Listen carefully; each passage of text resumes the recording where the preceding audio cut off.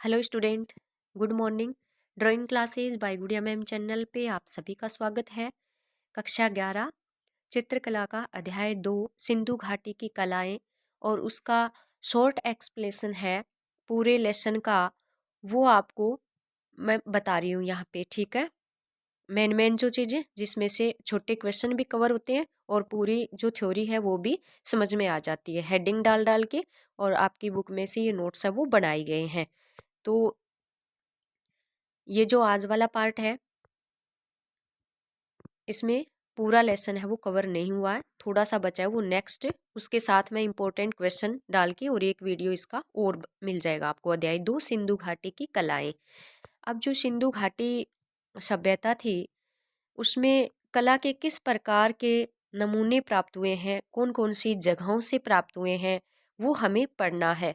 सिंधु घाटी की कलाएं मतलब सिंधु घाटी की जो कलाएं हैं ना, उनकी तरफ ही हमें ध्यान रखना है। ठीक है, तो शुरू करते हैं। पहले देखिए, सिंधु नदी की घाटी में कला का उद्भव ईसा पूर्व तीसरी सहस्त्राब्दी में हुआ था। यहाँ ये तीसरी शताब्दी याद रखना है आपको। ठीक है, अगर पूछे कि सिंधु नदी की घाटी में कला का उद्भव कौन सी शताब्दी में हुआ तो ठीक है।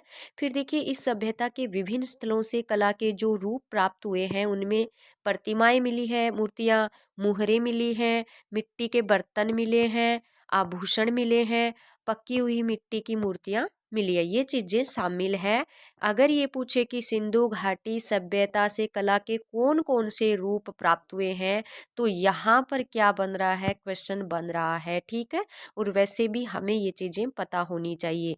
और हमारे सिलेबस जो 11वीं क्लास का जो सिलेबस है उसके अकॉर्डिंग तो हमें पक्का ही ये चीजें ध्यान में रखनी चाहिए। फिर नेक्स्ट देखिए, सिंधु सभ्यता के दो प्रमुख स्थलों हड़प्पा और मोहनजोदड़ो। हड़प्पा और मोहनजोदड़ो जो इस समय वर्तमान में कहाँ है, पाकिस्तान में है, में स्थित है। ठीक है, तो अगर पूछे सिंधु घाटी सभ्यता के दो प्रमुख स्थलों के नाम बताइए जहाँ से खुदाई में काफ़ी चीज़ें प्राप्त हुई है, तो हड़प्पा और मोहनजोदड़ो आप बता दोगे। कुछ अन्य महत्वपूर्ण स्थल भी हैं जहाँ से हमें कला वस्तुओं के नमूने मिले हैं। ये जिक्के की भी बातें हैं, ये सामान्य जो हमारा ज्ञान है, जनरल नॉलेज है, उसके लिए भी ये काफ़ी फायदेमंद बातें हैं। हमेशा ये चीज़ें आपको ध्यान में रखनी है। लोथल और धोलावीरा ये दो स्थानों के नाम है जो गुजरात में है, राखी गड्डी हरियाणा में और रोपड़ पंजाब में और कालीबंगा राजस्थान में। इन जगहों से भी सिंधु सभ्यता के समय के कला साक्ष्य प्राप्त हुए हैं। अगर ऐसा पूछे लोथल और धोलावीरा कहाँ है तो गुजरात याद रखना है, राखी गड्डी कहाँ है तो हरियाणा याद रखना है, रोपड़ कहाँ है तो पंजाब याद रखना है, कालीबंगा कहाँ है तो राजस्थान हनुमानगढ़ आपको याद रखना है। नेक्स्ट चलते हैं। नेक्स्ट है पत्थर की मूर्तियां। अब जो सिंधु घाटी सभ्यता से पत्थर की जो मूर्तियां मिली उनके बारे में देखते हैं।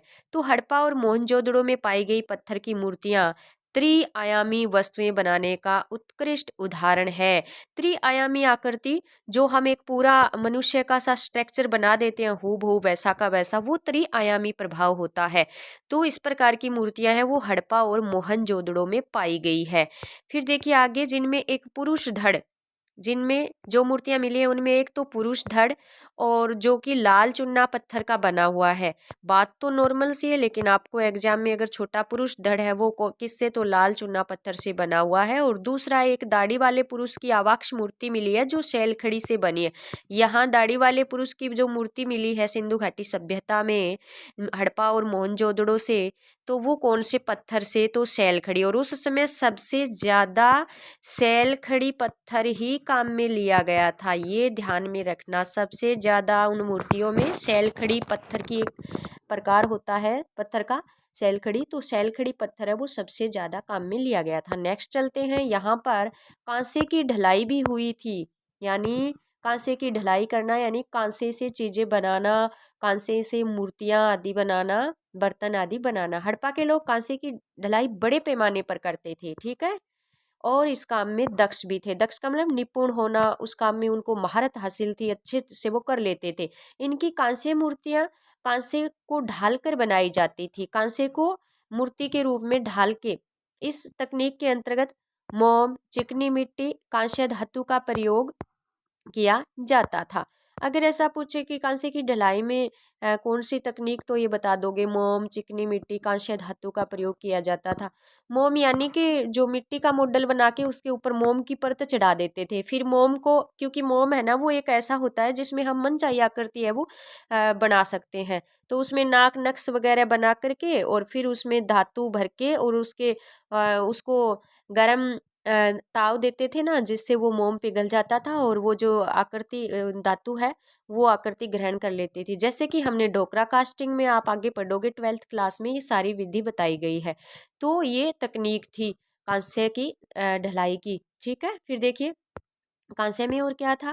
कांसे में मनुष्यों और जानवरों दोनों की ही मूर्तियां बनाई जाती थी। ठीक है, कांसे में जानवरों की और मनुष्य की दोनों की। मानव मूर्तियों का सर्वोत्तम नमूना है एक लड़की की एक मूर्ति मिली है जिसे नर्तकी के रूप में जाना जाता है। नर्तकी की मूर्ति कहाँ से प्राप्त हुई है, तो आप ये बता दोगे। जानवरों की मूर्तियों में भैंस और बकरी की मूर्तियां विशेष रूप से उल्लेखनीय, मतलब ज्यादा जो चीजें बनाई जाती है विशेष होती है, तो भैंस और बकरी की मूर्तियां। यहाँ पे भी देखो एक क्वेश्चन बन रहा है कि जानवरों में कौन से जानवरों की ज्यादा मूर्तियां बनाते थे कांसा से, तो भैंस और बकरी की मूर्तियां सबसे ज्यादा बनाते थे। नेक्स्ट चलते हैं बच्चों, नेक्स्ट हमारा है लोथल से तांबे का कुत्ता और पक्षी की मूर्तियां प्राप्त हुई है। इंपॉर्टेंट क्वेश्चन है, ध्यान रखना है। पूछ लिया जाए तांबे का कुत्ता और पक्षी की मूर्तियां कहाँ से मिली है, तो आपको बताना है लोथल। कहाँ से? लोथल से मिली है। ठीक है, और फिर देखिए कालीबंगा से सांड की कांस्य मूर्ति मिली है। सांड जो बुल होता है वो कालीबंगा से मिली है। तो ये दे दे कि सांड की कांस्य मूर्ति कहाँ से, तो कालीबंगा आपको याद रखना है। तांबे का कुत्ता और पक्षी तो लोथल आपको याद रखना है। ठीक है, तो ये हमारी हो गई सिंधु घाटी सभ्यता में कांसे की जो ढलाई है वो किस तरह से होती थी, कांसे से किस प्रकार की मूर्तियां बनाई जाती थी, जानवरों की मानवों की दोनों प्रकार की मूर्तियां बनाई जाती थी। तकनीक हमने पीछे इसमें पढ़ी है। फिर आती है मृण मूर्तियां। मृण का मतलब होता है मिट्टी। क्या होता है? मिट्टी। मृण का मतलब होता है मिट्टी, जिसको बोलते हैं टेराकोटा विधि। मिट्टी मृण मूर्तियों को बोलते हैं टेराकोटा तकनीक। ठीक है, तो इसमें देखिए सिंधु घाटी के लोग मिट्टी की मूर्तियां भी बनाते थे, लेकिन वो मूर्तियां पत्थर और कांसे के समान बढ़िया नहीं होती थी। इनमें जो आकृति है वो सबसे, इनमें सफाई नहीं आती थी ज्यादा। सिंधु घाटी की मूर्तियों में मातृ देवी की प्रतिमाएं अधिक उल्लेखनीय है, क्योंकि मातृ देवी की जो पूजा है वो ज्यादा होती थी। तो मातृ देवी की मूर्तियां, ये इंपॉर्टेंट क्वेश्चन यहाँ बनेगा कि सिंधु घाटी सभ्यता में किस प्रकार की मूर्तियां हैं वो सबसे ज्यादा उल्लेखनीय थी, मातृ देवी की। ठीक है, फिर नेक्स्ट चलते हैं। मिट्टी की मूर्तियों में कुछ दाढ़ी मूंछों वाले पुरुषों की छोटी छोटी मूर्तियां मिली हैं। ये किसी देवता की मूर्तियां प्रतीत होती हैं। एक सींग वाले देवता का मिट्टी का मुखौटा भी मिला है। देखो ऐसे छोटा सा क्वेश्चन यहाँ से पूछ ले, एक सींग वाले देवता का मिट्टी का मुखौटा है वो कहाँ से मिला है या से बना है, तो मिट्टी से बना है, सिंधु घाटी सभ्यता में मिला ये। फिर देखिए आगे, इसके अलावा मिट्टी की जो मूर्तियां हैं उनमें पहिएदार गाड़ियां मिली हैं, छकड़े मिले हैं, खेलने के पासे जो गोटियां होती हैं वो मिली हैं। ठीक है, तो इस तरह की यहाँ से ऐसे पूछ लिया जाए कि मिट्टी से किस किस प्रकार के साक्ष्य मिले हैं, तो पहिएदार गाड़ियां, छकड़े, खेलने के पासे, गिटियां आदि मिली हैं। ठीक है, मातृ देवी की मूर्ति सबसे ज्यादा बनाई गई थी। और फिर देखिए नेक्स्ट, मुद्राएं, मोहरें। उस समय मुद्राएं काफ़ी संख्या में मिली हैं, और मुद्राओं का मिलना ये दर्शाता है कि उस समय वाणिज्यिक स्थिति है वो अच्छी थी, व्यापार है वो होता था। हजारों की संख्या में मुद्राएं मिली हैं जो सेलखड़ी, गोमेद, चकमक, पत्थर, तांबा, कांस्य और मिट्टी से बनाई गई थी।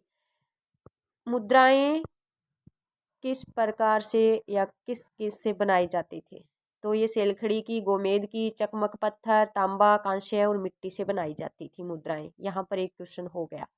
इन मुद्राओं को तैयार करने का अगर उद्देश्य पूछे तो वाणिज्यिक, व्यापार था। ठीक है, उद्देश्य पूछे तो वाणिज्यिक बता दोगे। ये इंपॉर्टेंट हो गया यहाँ पे, और हमेशा याद रखने वाली बात है। प्रत्येक मुद्रा में एक चित्रात्मक लिपि खुदी होती थी। एक लिपि मतलब चित्र और साथ में लिखा हुआ भी, चित्रात्मक लिपि जो अभी तक पढ़ी नहीं जा सकी है। ये इम्पोर्टेंट बात है, अभी तक कोई भी विद्वान इनको पढ़ने में सफल नहीं हुआ है। ठीक है, सिंधु घाटी सभ्यता की जो मुद्राएं हैं उन पर चित्रात्मक लिपि खुदी हुई है, और इन लिपियों को अभी तक, इस लिपि को कोई पढ़ नहीं पाया है।